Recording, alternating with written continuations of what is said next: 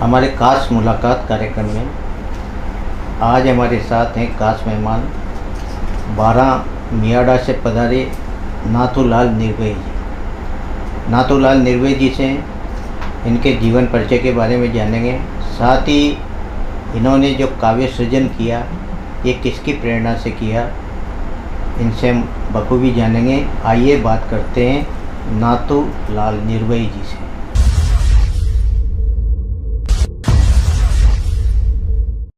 नाथूलाल जी, आपका हमारे स्टूडियो में बहुत बहुत स्वागत है।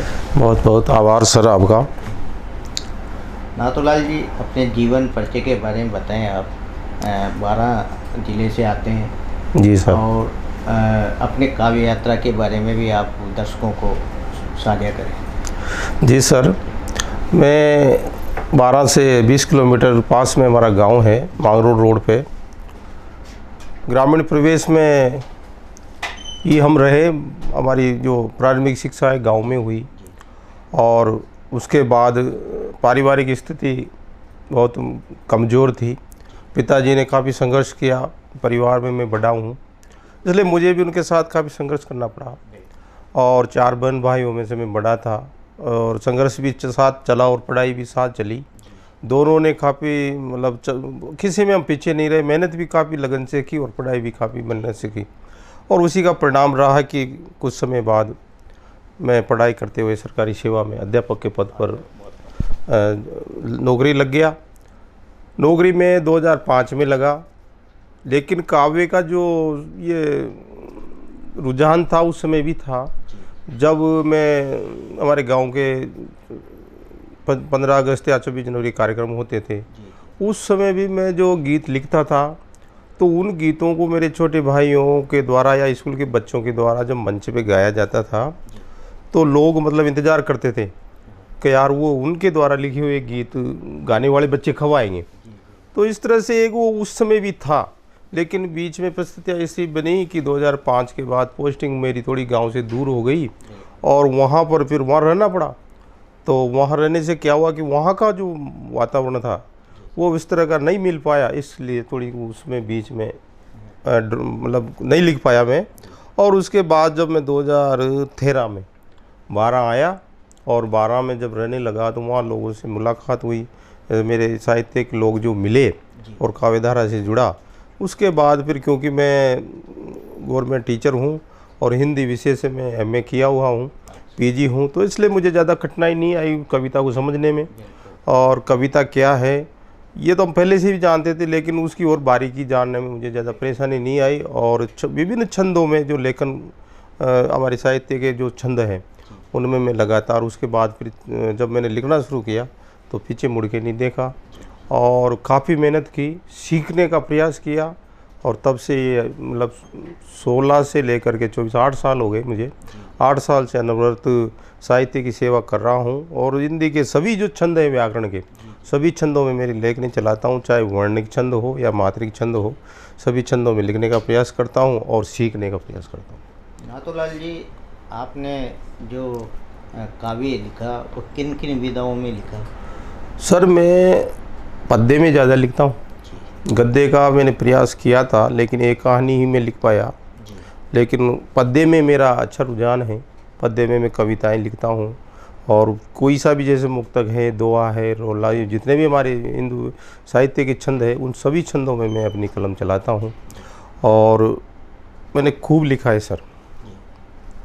कोई काव्य रचना आपकी दर्शकों को साझा करें। बिल्कुल। काव्य रचना के रूप में मैं आपके बीच में मेरे कुछ 1-2 मुक्तक और 1-2 कविताएं आपके बीच रखता हूँ कि एक 4 पंक्तियों से मेरी बात शुरू करता हूँ कि पंख हिलाए मात्र अभी तो नभ तक जाना बाकी है। पंख हिलाए मात्र अभी तो नभ तक जाना बाकी है। चंद शब्द में बूने लब पर प्यास बुझाना बाकी है। लिख देना इतिहास नया तुम कर्कश सी चट्टानों पर, शुरुआती ये दौर अभी तो मंजिल पाना बाकी है, मंजिल पाना बाकी है। ये जो धरती है ये हमारे पूर्वज राणा प्रताप और वीर शिवा की धरती है। तो मैंने लिखने का प्रयास किया कि राणा और शिवा की धरती स्वाभिमानी लिख देना, राणा और शिवा की धरती स्वाभिमानी लिख देना, राणा और शिवा की धरती स्वाभिमानी लिख देना, शेखर और भगत की चढ़ती जोश जवानी लिख देना। अरे इस मातृभूमि के खातिर हंसकर जान लुटा दूंगा, मेरे हर कतरे कतरे पर हिंदुस्तानी लिख देना, मेरे हर कतरे कतरे पर हिंदुस्तानी लिख देना। एक और मुक्तक आप सुने कि आसमां नाप लूँगा मैं, परों में जान रखता हूँ, आसमां नाप लूँगा मैं, परों में जान रखता हूँ, और तिरंगा हो अमर मेरा, लबों पर गांध रखता हूँ। मैं हिंदू हूँ या मुस्लिम हूँ, फ़र्क इससे नहीं पड़ता, मैं हिंदू हूँ या मुस्लिम हूँ, फ़र्क इससे नहीं पड़ता, बसा कर मैं मेरे दिल में हिंदुस्तान रखता हूँ, बसा कर मैं मेरे दिल में हिंदुस्तान रखता हूँ। इस तरह के ये मुक्तक मैंने लिखे। नाथूलाल जी, किन किन साहित्यकारों का आड़ोती में साहित्यकारों का कुंभ है, किन किन साहित्यकारों का प्रभाव आपकी लेखनी में पड़ा? जी सर, जब मैं शुरुआत में, क्योंकि आज मीडिया का ज़माना है, सोशल मीडिया है, व्हाट्सएप है, फेसबुक है, इसके माध्यम से जब मैं साहित्य में जुड़ा तो सर सबसे पहले मैं एक हमारे कोयला से नवीन जी गौतम हैं, तो उनका एक फेसबुक पे व्हाट्सएप पे वो एक ग्रुप चलता था, काव्यांजलि एक सर्जन की उड़ान के नाम से। नवीन तो जी यहाँ भी आए थे। हाँ, आपके परिचित होंगे, कोयला के हैं, मैं हमारे मित्र हैं, तो उनसे जुड़ा और उसमें क्या बिल्कुल छंदबद्ध लेखन होता था, तो वहाँ से मैंने कई सारे छंद सीखे। और उसके बाद हमारे 12 से अखिल भारतीय साहित्य परिषद हैं, और उसके बाद एक संगठन और वहाँ राष्ट्रीय कवि संगम के नाम से बना, उसका मैं नगराध्यक्ष का दायित्वभार भी संभालता हूँ। तो इस प्रकार से लोगों से जुड़ता गया, और जो हमारे गांव के जैसे सुरेंद्र जी यादवेंद्र हैं, बाबू बंजारा जी हैं, श्याम अंकुर जी हैं, ब्रजेश चतुर्वेदी जी हैं, ओम जी साहू हैं, और भी कई सारे युवा साथी हैं, उन सब से भी प्रेरणा लेता गया और इस काव्य को हम आगे बढ़ाते गए आज इस मुकाम तक। नाथूलाल जी, आप एक शिक्षक हैं। जी सर। अध्यापन का कार्य बहुत व्यस्तता का कार्यक्रम होता है, किस तरह आप अपना काव्य सृजन के लिए कैसे समय निकाल पाते होंगे? सर मैं बताऊं आपको कि मेरा जो विद्यालय है वो 12 से लगभग 100 किलोमीटर की दूरी पर है, लेकिन वो कहते हैं ना कि मोहब्बत, जिसको वो मोहब्बत वाली जो कहानी ये इश्क है, वो जैसे मतलब एक कीट और पतंगे की जो कहानी हम सुनते हैं, तो एक बार ये जब जिसको शौक़ लग जाता है तो ये वही शौक़ है। मैं शायद 100 किलोमीटर जाता हूँ और आता हूँ, लेकिन दिन नहीं लिखता तो मुझे चैन नहीं मिलता। तो एक साधना के रूप में मैं साहित्य को लेता हूँ कि मुझे लिखना है तो लिखना है। तो मैं रोज़ जो भी मेरे पटल पर मुझे गृह कार्य मिलता है उस पर मेरी कलम चलाता हूँ, और मेरा दिल जब तक संतुष्ट नहीं हो जाता तब तक मुझे नींद नहीं आती, चाहे 11 बजे 12 बजे, पर लिख कर ही उस पर मेरा गृह कार्य पटल पर डाल कर ही मैं सोता हूँ।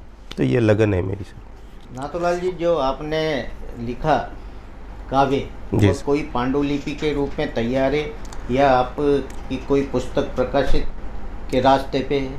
जी सर, अब तक जो भी लिखा है अब लगभग मैं पांडुलिपियों के रूप में मेरे पास कम से कम 10 किताबें मेरी बन सकती है, इतना मेरे पास साहित्य हैं।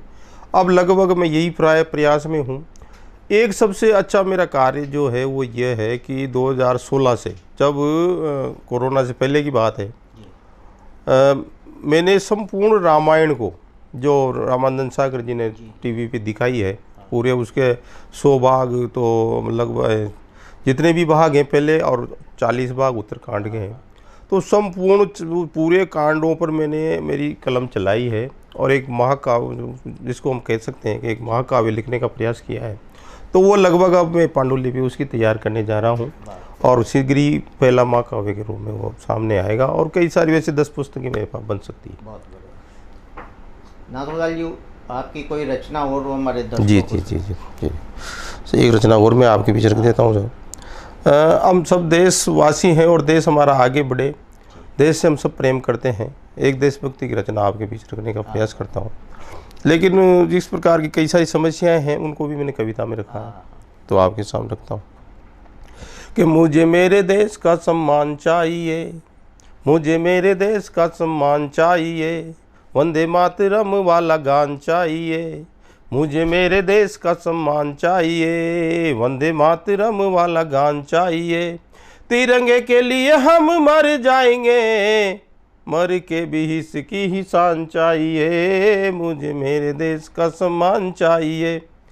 पहला बंद देता हूँ कि नमक हरामी करे लोग देश से। देश हमारा ऐसा है, सब प्रेम चाहते हैं, लेकिन फिर भी कि नमक हरामी करे लोग देश से, अरे देश से ही क्या पूरे परिवेश से। सोने वाली चिड़िया के पर कतरे मंडराने लगे देखो आज खतरे, अपने ही अपनों को लूट रहे हैं, अपने ही अपनों को लूट रहे हैं, अपने ही अपनों को लूट रहे हैं, रोजाना ही कोपलों को चूट रहे हैं।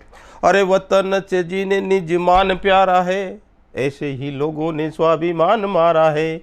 वतन से जीने निज मान प्यारा है, ऐसे ही लोगों ने स्वाभिमान मारा है। ऐसे सब गद्दारों की जान चाहिए, मुझे मेरे देश का सम्मान चाहिए। वंदे मातरम गान चाहिए, तिरंगे के लिए हम मर जाएंगे, मर के भी हिस्से की ही शान चाहिए। दूसरा बंदा आपके बीच रखता हूँ सर। हत्या अपराध सरेआम हो रहे, हत्या अपराध सरेआम हो रहे, जिम्मेदार चाट के हकीम सो रहे। हत्या अपराध सरेआम हो रहे, जिम्मेदार चाट के अफीम सो रहे। थाने हो कचेरी अब बिकने लगे, नोट वाले थैले जब दिखने लगे। अरे टूट रही न्याय से उम्मीदें लगता, न्यायालय में न्याय सरेआम बिकता। खुलेआम घूमते मवाली देखिए, चौराहों पे गाते ये कवाली देखिए। सरेआम घूमते मवाली देखिए, चौराहों पे गाते ये कवाली देखिए। रोक ले ही ने वो संविधान चाहिए, मुझे मेरे देश का सम्मान चाहिए। वंदे मातरम वाला गान चाहिए, तिरंगे के लिए हम मर जाएंगे, मर के भी हिस्से की ही शान चाहिए, मुझे मेरे देश का सम्मान चाहिए। तीसरा बंद रखता हूँ कि गांधी हो भगत जिए देश के लिए, इंकलाब लाए परिवेश के लिए। कितने ही शहीदों ने प्राण दिए थे, उम्र वो चाहे बहुत कम जिए थे। चिंगारी फिर से जलाओ दोस्तों, बाजुओं को फौलादी बनाओ दोस्तों। जय चंद आज भी ये पहचानिए, जय चंद आज भी ये पहचानिए। देश लूट लेंगे आप सच मानिए, तिलक सुभाष वाली आन चाहिए, मुझे मेरे देश का सम्मान चाहिए। वंदे मातरम वाला गान और गीत का अंतिम बंद आपके बीच रखने का प्रयास करता हूँ कि ये धरती उस राणा और शिवा की धरती है। तब लिखने का प्रयास करता हूँ कि राणा शिवा वाले पद चिन्हों पे चलें, मर जाए हम पर हाथ न मलें। राणा शिवा वाले पद चिन्हों पे चलें, मर जाए हम पर हाथ न मलें। सांगा वाले 80 गाँव हमने पढ़े, सांगा वाले 80 गाँव हमने पढ़े। बाबर की छाती पर कैसे ते चढ़े, और पन्ना पद मनिहाड़ी याद है हमें। मीरा कृष्ण पे में झूम के रमे, सूरभोर तुलसी कबीर रस कान, दुनिया को कर गए कावे रस पान। सूरभोर तुलसी कबीर रस कान, दुनिया को कर गए कावे रस पान। रामायण गीता का ज्ञान चाहिए, रामायण गीता जैसा ज्ञान चाहिए, मुझे मेरे देश का सम्मान चाहिए। वंदे मातरम वाला गान चाहिए, और तिरंगे के लिए हम मर जाएंगे, मर के भी इसकी ही शान चाहिए, मुझे मेरे देश का सम्मान चाहिए। जय हिंद, जय भारत।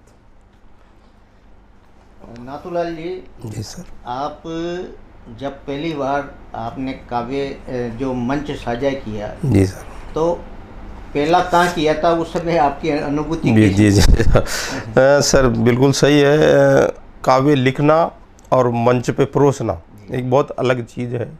जब मैं पहली बार परिषद से जुड़ा था 16 में, तो सबसे पहला गीत मैंने वहाँ पढ़ा था। तो मुझे पता, लिखा तो मैंने अच्छा था क्योंकि कविता को मैं समझता था, लेकिन परोसना एक अलग अनुभूति होती है। तो मैं जब पहली बार मंच पे गया तो मुझे पता है कि मेरे नीचे से, पैरों से नीचे ज़मीन खिसक रही थी। और पहली प्रस्तुति, हालांकि मैं अच्छा, कई बार उससे पहले भी मैं स्कूल के कार्यक्रमों में भाग लेता था, इसलिए थोड़ा सा अच्छा कर पाया, लेकिन फिर भी कहता हूँ कि मानता हूँ कि पहली प्रस्तुति जब आदमी देता है तो निश्चित रूप से एक डर सा रहता है, लेकिन धीरे धीरे वो जब बार बार अभ्यास करे और लगातार ऐसी साहित्य के प्रोग्राम आते जाते रहते हैं तो वो डर निश्चित दूर होता रहता है और एक धीरे धीरे आदमी अभ्यास ही आदमी को परिपूर्ण बनाता है, तो वो हमें करना चाहिए। नाथूलाल जी अब तक कितने आपने मंच साझा कर दिए? सर अब मैंने कई सारे मंच में सप्तऋषि काव्य गोष्ठियों में जाता हूँ यहाँ, और छोटे जो हमारे ग्रामीण प्रवेश के मंच उन पर गया हूँ। राजस्थानी कवि सम्मेलन मैंने पढ़े हैं और अखिल भारतीय कवि सम्मेलन भी मैंने कई सारे पढ़े हैं। तो और 12 का जो डोल मेला है, रंगमंच है, उस पर भी मैं कविता पाठ करता हूँ। तो इस प्रकार से आपका क्या मानना है, आपका साहित्य सृजन अनुरत जारी रहेगा? जी बिल्कुल सर, बिल्कुल यही प्रण है, जब तक सांस चलेगी अंतिम क्षण तक साहित्य जिएंगे और समाज का भला करें ऐसा साहित्य लिखने का प्रयास करेंगे। ये थे हमारे साथ 12 मियाड़ा से पधारे साहित्यकार नाथूलाल जी निर्वे साहब। नाथूलाल जी निर्वे एक शिक्षक हैं। इन्होंने देशभक्ति रचना और कुछ छंद हमारे दर्शकों के सामने पढ़े। आज ही हमारे स्टूडियो में पधारे। आपका बहुत बहुत आभार सर, आपने हमें बुलाया और ये जो मान सम्मान दिया, ये आपका निश्चित रूप से एक बड़प्पन है कि गाँव की जो प्रतिभाएं हैं, जो दूर दराज की प्रतिभाएं हैं, उन्हें आप यहाँ तक ला करके जो मंच दे रहे हैं, इसके लिए हम आपका बहुत बहुत धन्यवाद ज्ञापित करते हैं। और ये अवसर दिया आपने, आज बहुत अच्छा लगा सर। जय हिंद, जय भारत।